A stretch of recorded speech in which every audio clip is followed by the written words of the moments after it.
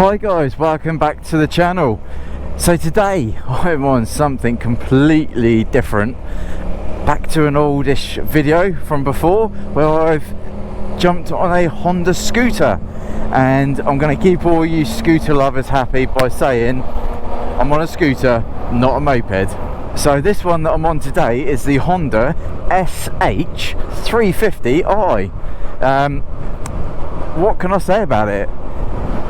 It's a 330cc scooter, comes in at 5,399 Great British pounds.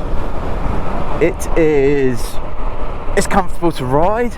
It's got 21.5 kilowatts of power, which equates to about 28 brake horsepower. And I tell you what, pulling away from the line, it is really nippy. Being obviously a twist and go, you're not having to bang through any gears, the bike does it all for you. The suspension though is quite tough from standard.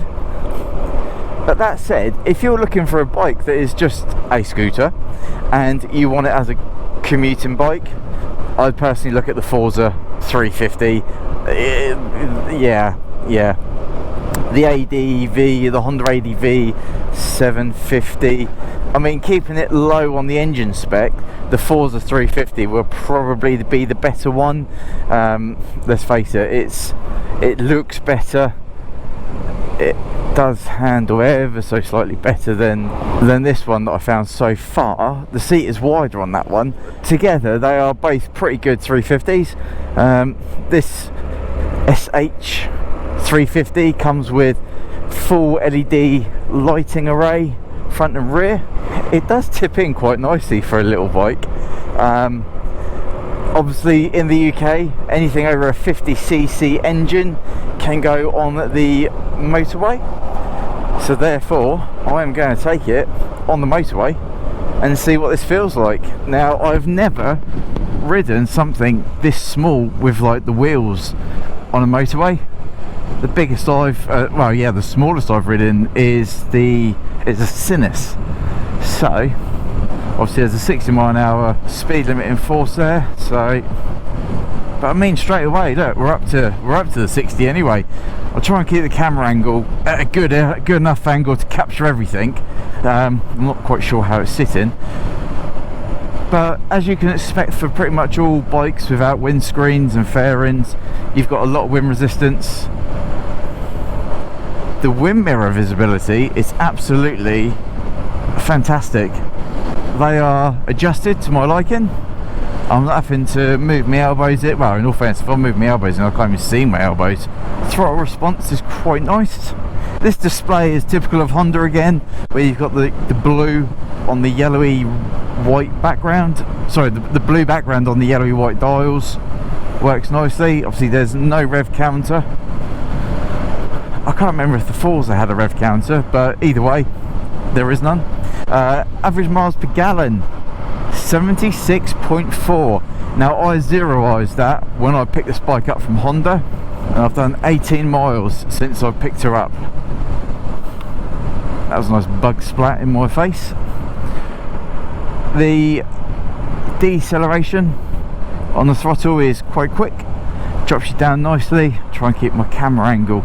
I'm really not sure how this camera angle is looking.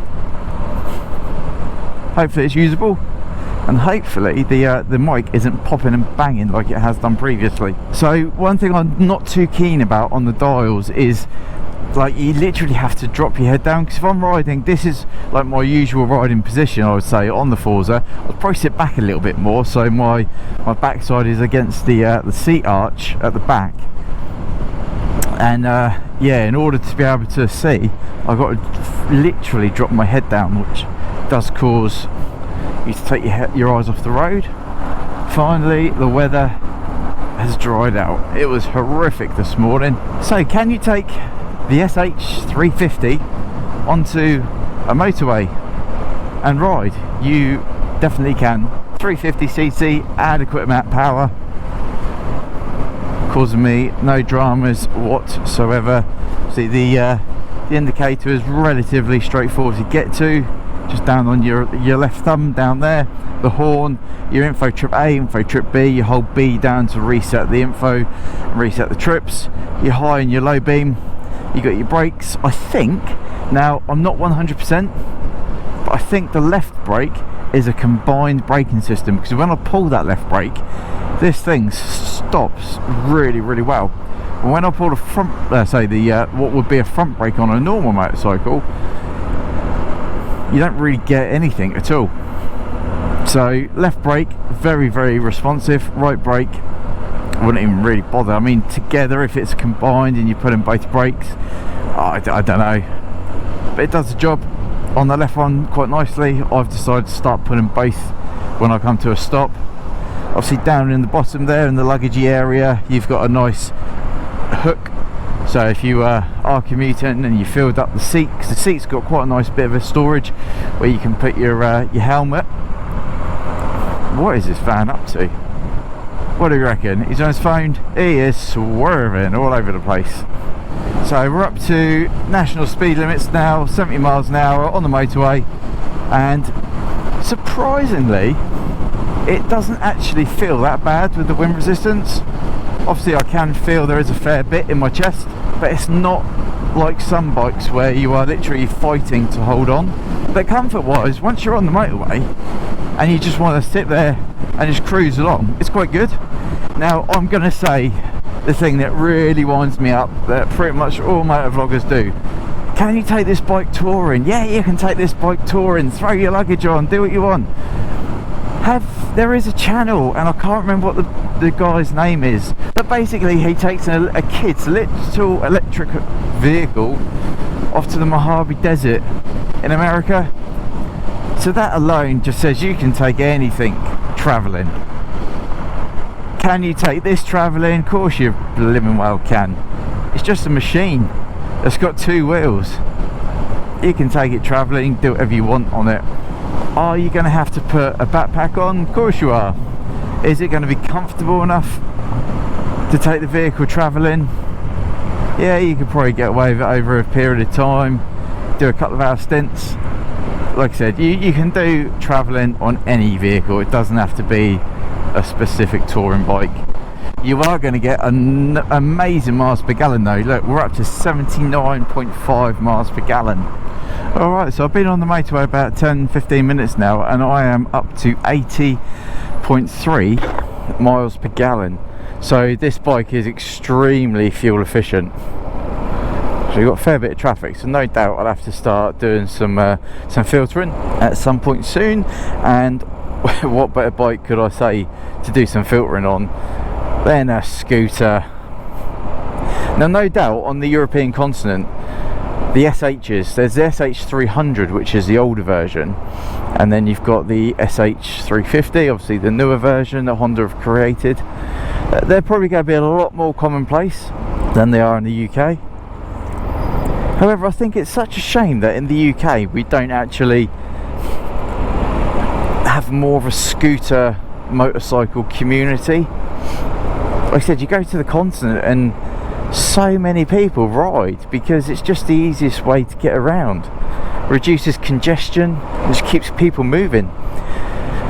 Now when it comes to stability on the SH, just been travelling between 60 and 70 on the motorway. I haven't found this bike to be unstable. Obviously if you give the handlebars a little bit of a shake, the whole entire bike wobbles very, very quickly. It's got no weight behind it. It's about 171 kilograms. So it is a very, very easy to maneuver bike, because it's basically like a 125, a sports bike style weight, which is quite nice. Now there is one big thing that I have noticed since riding this bike, is that a lot of car drivers are right up your backside. They are so close. They're so close up behind you. It's almost like they treat you like a learner on a 125, which is absolutely disgusting. Or even a 50cc motorcycle. They're like, you're sticking to the speed limit and they are right up your chaff trying to push you along. it's just, it is very, very frustrating. I was going to move over, so I'm not on middle lane, but this guy was coming down my near side. So I mean, look at the traffic, it's gridlocked everywhere. I know going eastbound you've got 2 lanes into one, so technically you've potentially got 4 lanes buzzing down into 1 lane going eastbound. If you don't join the M3, you're going to be moving over into your 2 lanes, and then it's going to cause a bit of havoc. We've got an HGV coming over. Not what I want. This is a lot of traffic. It's a Friday afternoon. I don't know why it's this bad. It's crazy. I mean, all lanes are at a standstill now. Absolutely bonkers. Now that really grinds my gears. Vehicles crossing over on the solid whites. You're committed, you're committed. I mean, look at this idiot. What on earth are they doing? What are you doing?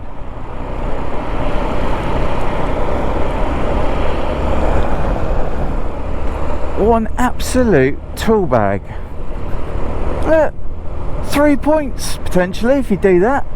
Yeah, a couple of metres up the road, and you can just filter off. It really annoys me, and I feel more vulnerable on a scooter.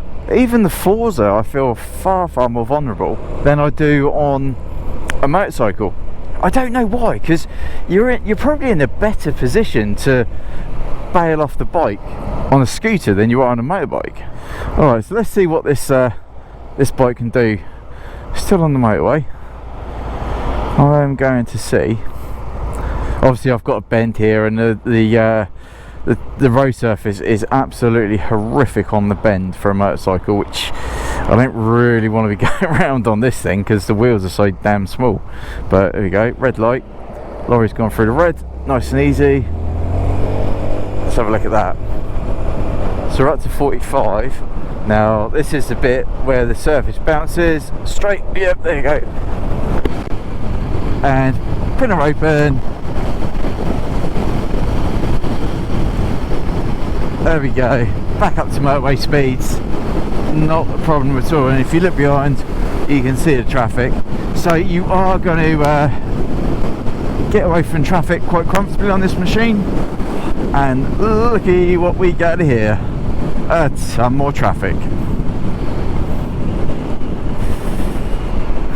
Right, back to the filtering job. But yeah, I do feel a hell of a lot more vulnerable on this thing. So for £5,399 as a commuter bike, would I buy the Forza? No. Well, yeah, I probably would buy the Forza. It is quite a futuristic looking bike, but anyway, this is not about the Forza. This is about the SH350. Ah, look at that. Very, very kind. Anyway, would I buy the SH350 for £5,399? No, I wouldn't. I really wouldn't. Now the reason is, I mean, what we're up to, 82 miles per gallon. 82. That is fantastic. If you, I mean, look at my Kawasaki GTR 1400. It's 1000cc bigger than this bike, and I get about 45 miles per gallon on that thing. What bike from Honda's range would I buy instead of this one? I mean, granted, I wouldn't be able to pick up brand new for this same price, but for second hand, I would more than likely go for the Honda NSX. Yeah, the Honda NSX, that's really good, isn't it? Let's pick up a vintage hypercar, no, or supercar. Right, the Honda NC 750X. It's a motorcycle. It's got amazing storage facility. It has got, like, when I say storage facility, obviously where the tank is on a typical bike, they've got a good old luggage area. You can fit panniers, you can fit a top box. The NC 750 is just a good bike for commuting. It is the ultimate commuter in my eyes. You're going to get between 70 and 80 miles per gallon, which is what you want for a commuting bike. Yeah, she's still doing 82. I mean, yes, this is very, very nimble. What I would like is the wind mirrors to be in just ever so slightly, just to give you that extra clearance around vehicles' wind mirrors that are like vans. But I think this is a fantastic test of this bike's capabilities for motorway commuting. Snip through his cap. We'd like to see a caravan being towed with no extendable wind mirrors. I couldn't see his wind mirrors, therefore he could not see me. Right, this makes me feel a little bit on the tight side, but actually got through. It's the wind mirrors. If the wind mirrors were down and a little bit narrower, probably would have had a lot more, well, I would have had a lot more confidence at filtering through that. Balance on this bike is pretty good. Now, one thing that I've noticed about this bike is the throttle is extremely wobbly. You can see that. I don't know why this car's felt like creeping forward. You not see that I was kind of in front. Hey ho. See, that's another thing I've noticed. Like with a big motorcycle, people don't. I mean, look, he's pushing forward to the point where he's now in front of me, and I'm now here. And that's a prime example of people treating this silly, like you're a little 125, which is just ridiculous. There's no need to. I mean, what was he trying to achieve? He was creeping forward, went ahead of me, and all for what? I still got ahead of him. I just don't understand people's mentality. Oh look, there's a bike in front of me, how dare they? The highway code says in slow moving stationary traffic you must keep a lookout for basically vehicles filtering, be it cyclists or motorcycles. So that kind of concludes the first part of my real life review on, say, commuting on the SH350. I'd like to know what the SH stands for. I might look that up in a minute, and then when I come back to do the town ride in a minute, see how it, well, I'll tell you, one, for what it stands for, and two, see how it holds up in a town or a city. Yeah, alright guys, basic review, first time round, part 1. Stay tuned for part 2.